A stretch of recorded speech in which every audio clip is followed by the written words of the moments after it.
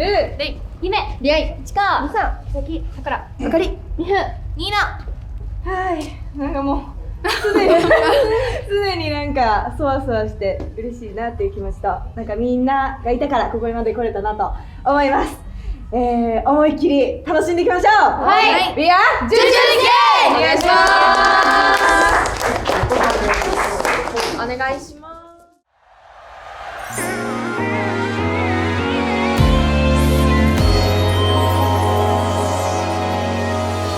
無傷で愛し合おうか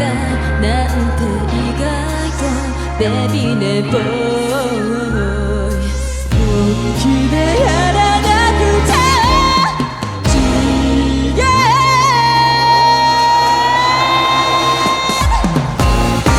すだたたたたた貫く体すだたたたたた心の素肌真剣にするこの感じ我慢のことや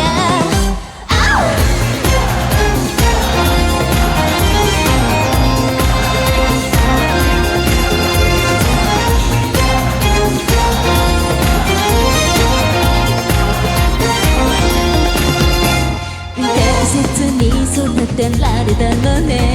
優しくてでもそれだけ二人きりにおける正しい間違い方は教わらなかったとお見舞いしてあげるとっておきの隠し玉高く恋に負けなきゃ何に命かけんのよクラクラしちゃうことにズキズキ痛む致命的なロマンスなんて色未来しかその頭に冷たい銃口つらたたたたたた抱きしめながらつらたたたたたた魂打つようなじりじり熱いやつを出してる今夜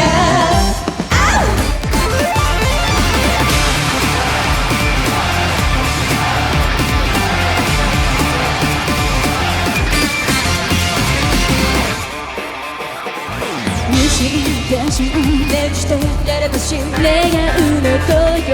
シャイネスの喉人はせっかく言葉選んだ方のもって自然に合わないようにしても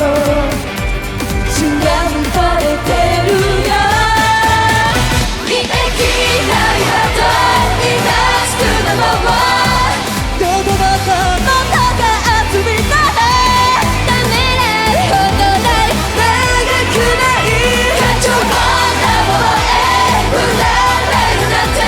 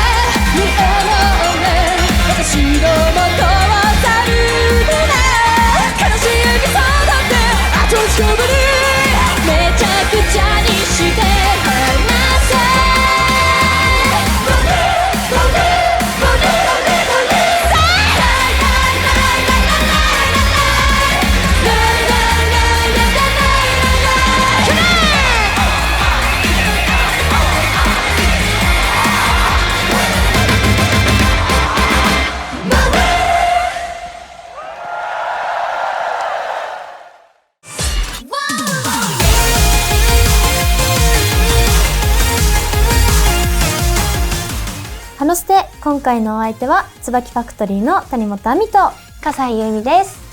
ハロステはコンサート映像、メンバーのちょっとしたパーソナルな話題やハロープロジェクトの魅力をお届けしていく番組です。さらにレコーディングやリハーサルなど活動の裏側にも迫ってお送りしていきます。今日は椿ファクトリーのニューシングル「ファイヤー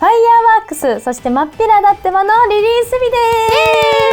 す。やったー、ついにだね。ついにですね。嬉しい。たくさんのね方の手元に CD とかもね届いているんじゃないかなと思うと、とても嬉しい気持ちでいっぱいです。さて、1曲ずつね簡単にちょっと説明していきたいなと思うんですけども、はい、じゃあまず「ファイヤーワークス」が私言いますね。はい、ファイヤーワークスは湘南の風のショックアイさんが作詞をしてくださった楽曲でして、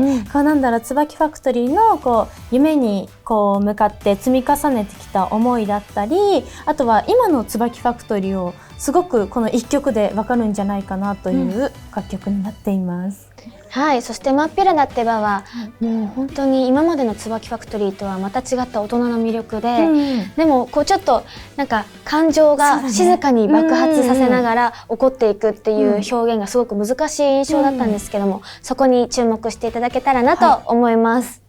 ハロステ。続いてはハロープロジェクトの各グループのレコーディングやダンスレッスン、ミュージックビデオ撮影やコンサートの裏側に密着していくハローカミをお届けしていきます。ツアーの目標は前回みんなで合わせて気持ちも合わせてっていうのを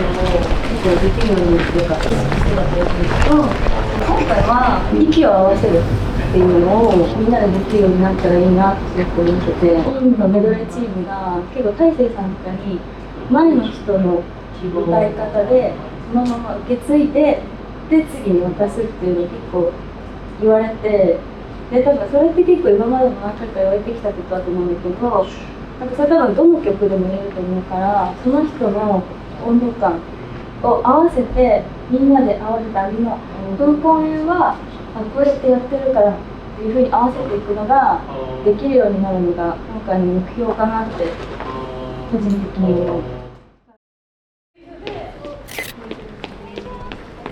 おはようございます。おはようございます。なんで今日はこんなに暑そうなんですか？今日はブロック通しということで本番のように、衣装が長袖なので、じゃじゃーん、長袖できました。長袖で、でも一応私衣装がダボダボズボンなのでちょいダボズボン、ちょっとずつ本番にイメージを近づけて、すごい私頑張ります。陰と陽を表現してちゃんと陰と陽、もうちょっとなんかねビビッドなカラーがあればよかったんですけど、なんか基本的には二面性みたいなところが一番コンセプトかなって思うんですけど、なんかアンジュの曲、なんかアンジュっぽいねって言われるのって意外とクールな曲もたくさんあるから、それもアンジュっぽさでもあるし、なんかわちゃわちゃした明るい曲もアンジュっぽいねって言われることが多いので、なんかどちらもアンジュの良さではあったので、その対極っていうところが、それが今回その多分コンセプトにガッと現れてるんじゃないかなっていうふうに思うので、アンジュの二面性を楽しんでいただけるツアーになってます。はい、お願いします。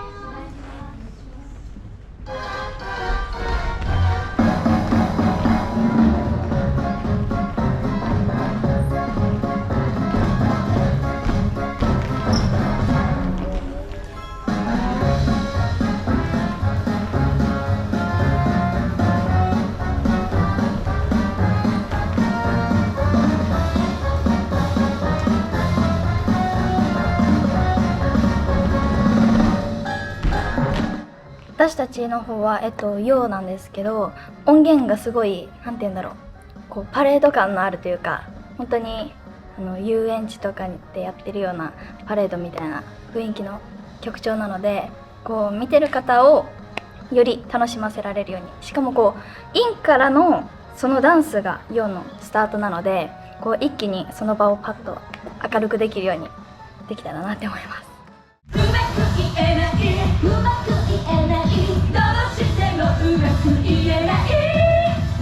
今今までだったらこの曲は結構笑顔でやってたなっていう曲がインの方に入ってたりとか、結構かっこよくしてたなっていう曲が陽の方に入ってたりとかするので、なんかそういうところを今までとまた違って、そのインに合わせて陽に合わせてのこうまた違う、今までと違う見せ方ができるようになれたらなって思います。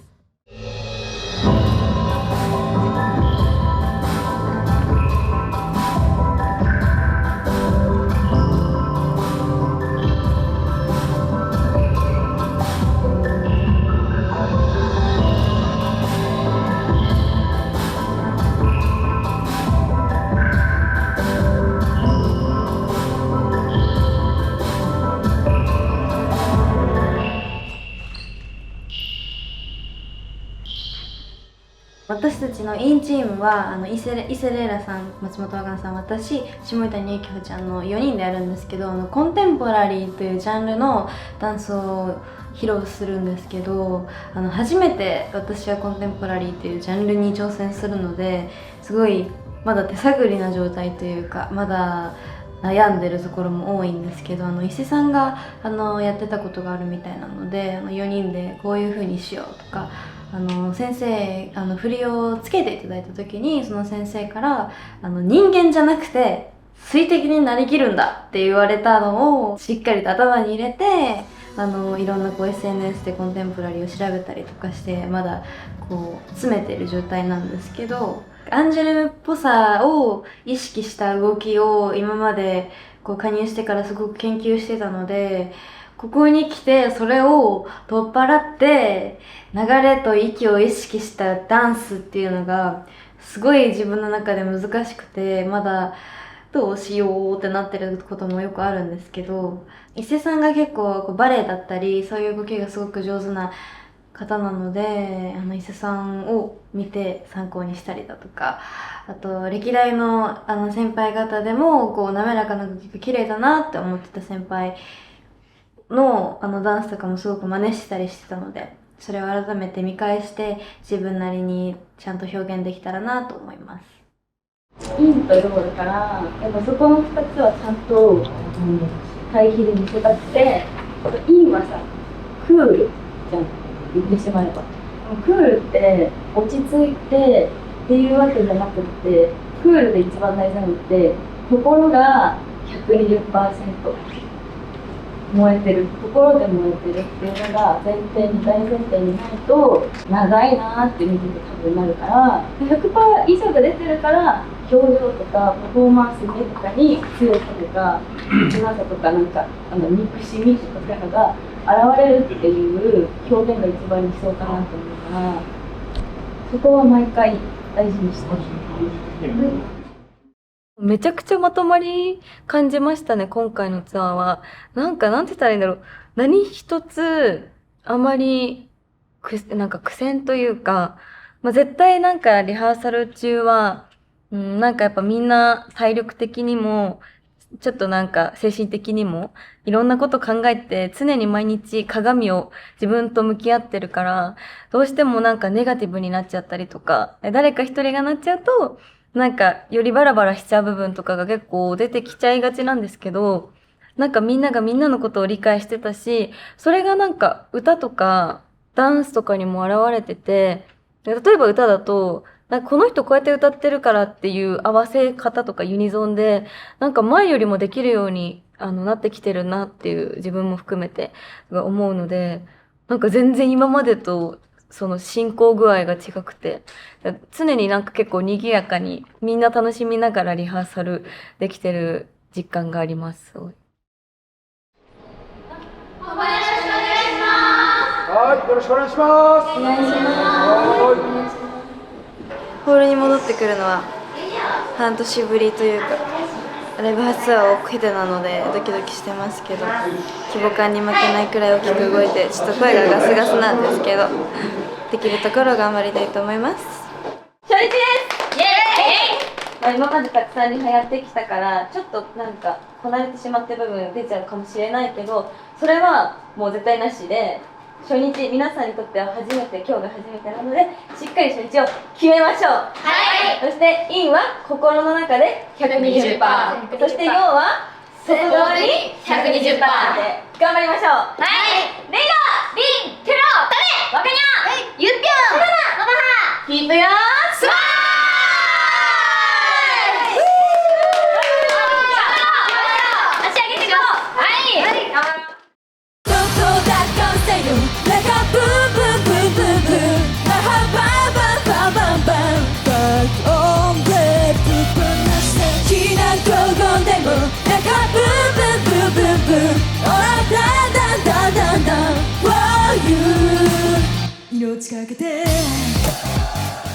公演が始まる前はめちゃめちゃ緊張してて、ちょっと1曲目とか特にガチガチだったんじゃないかなって思うんですけど、でもこう皆さん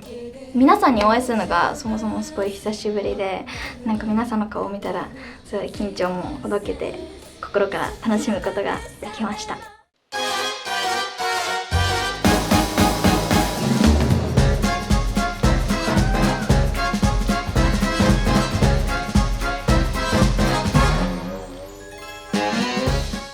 ダンスブロックは本当にリハーサルの段階からもうテーマパークのお姉さんっていうこうテンション感でこうみんなで合わせていて、自分たちがそのダンスをこうひたすら楽しむっていうのもあるんですけど、もう何よりもこうそういうパッと明るいパフォーマンスっていう風に固めたので、それが伝わってたら嬉しいなって思いますね。ヨウのダンスブロックから本当に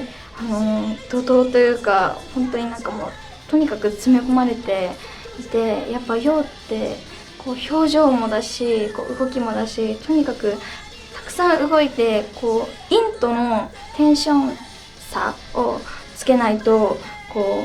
うやっぱりヨウって伝わんないと思うので、本当にめちゃめちゃ頑張ってて、あまり皆さんの反応を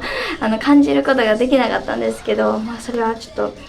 次からもうちょっとなんか皆さんを巻き込んでとか、もうちょっと意識できたらいいなって思う部分ではあります。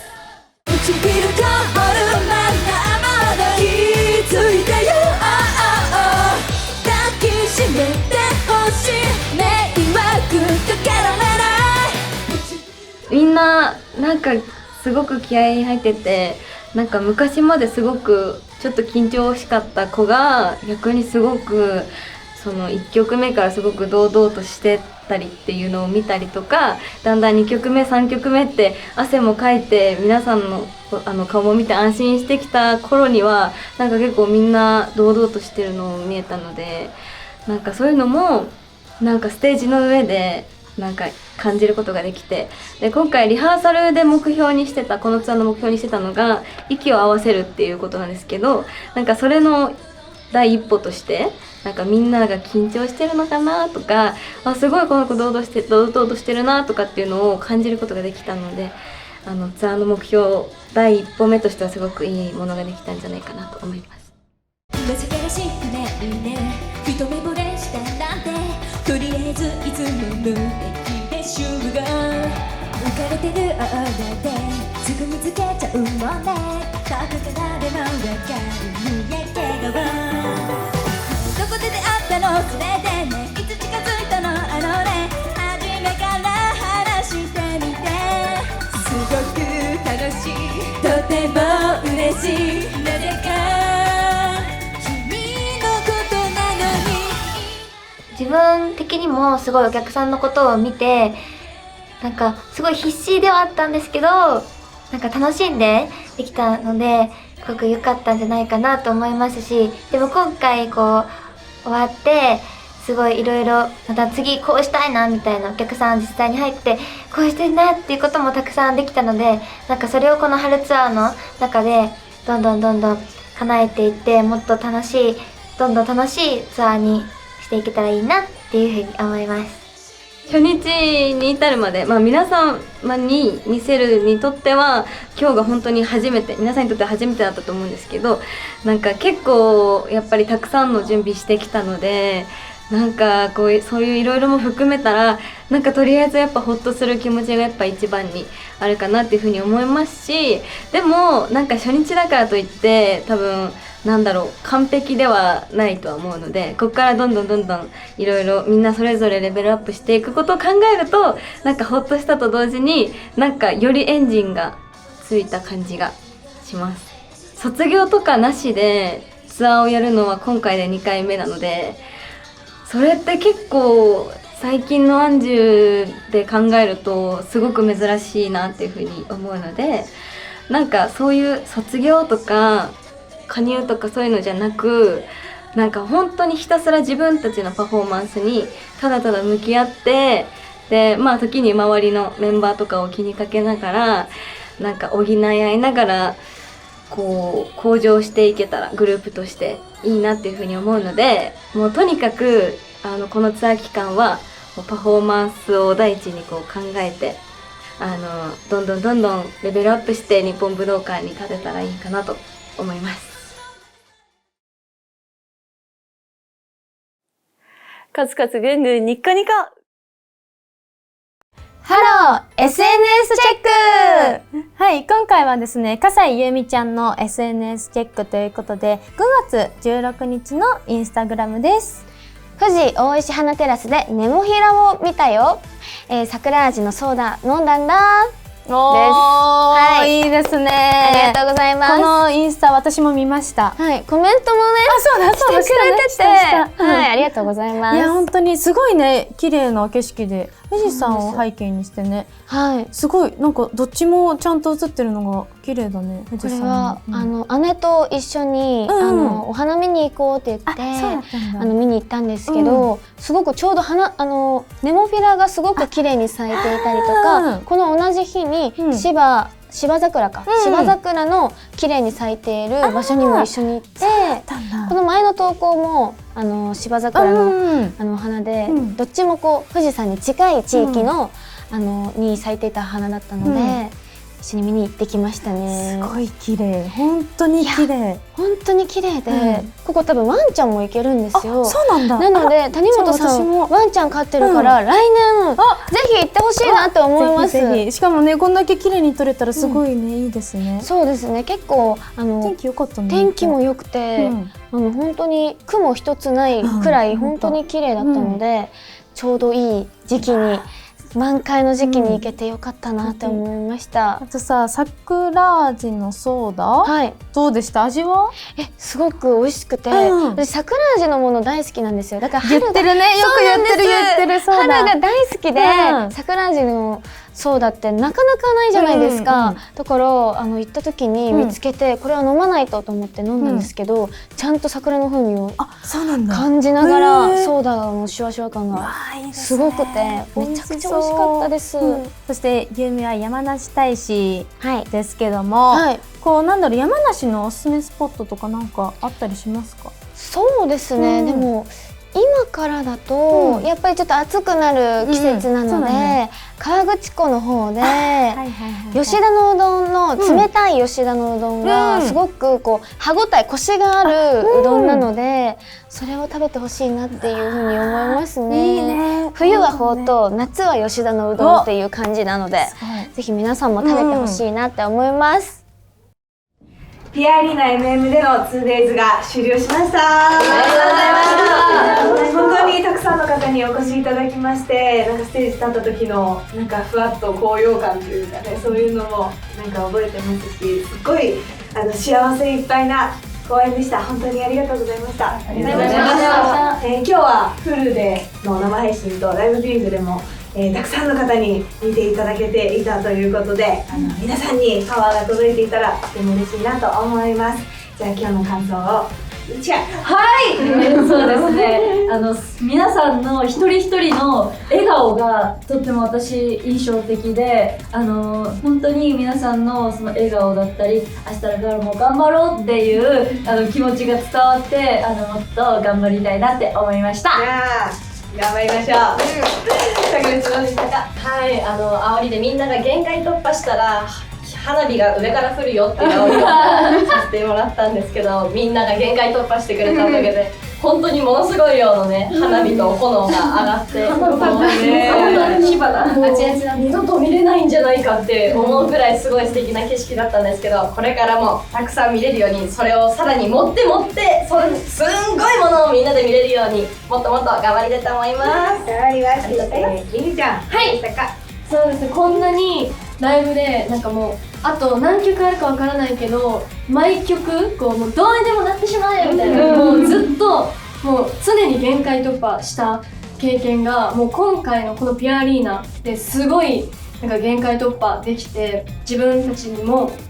こんなに情熱的になんか熱狂させる力があるんだっていうのを思うとすごく嬉しい気持ちでいっぱいでした。もっと頑張っていきます。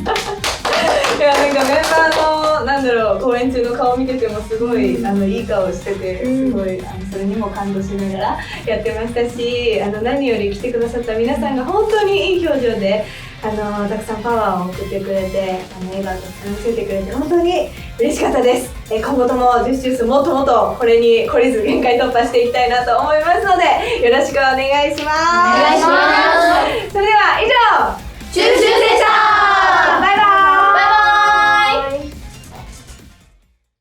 椿ファクトリーの谷本亜美と笠井由美がお送りしているハロステ、もうすぐお別れの時間となりました。はい、最後にですね、私たちのこれからの動きを見ていきましょう。はい、さあ今日ですね、本日6月3日に椿ファクトリーニューシングル「ファイヤーワークス」そして「まっぴらだってば」が発売になりました。やったー、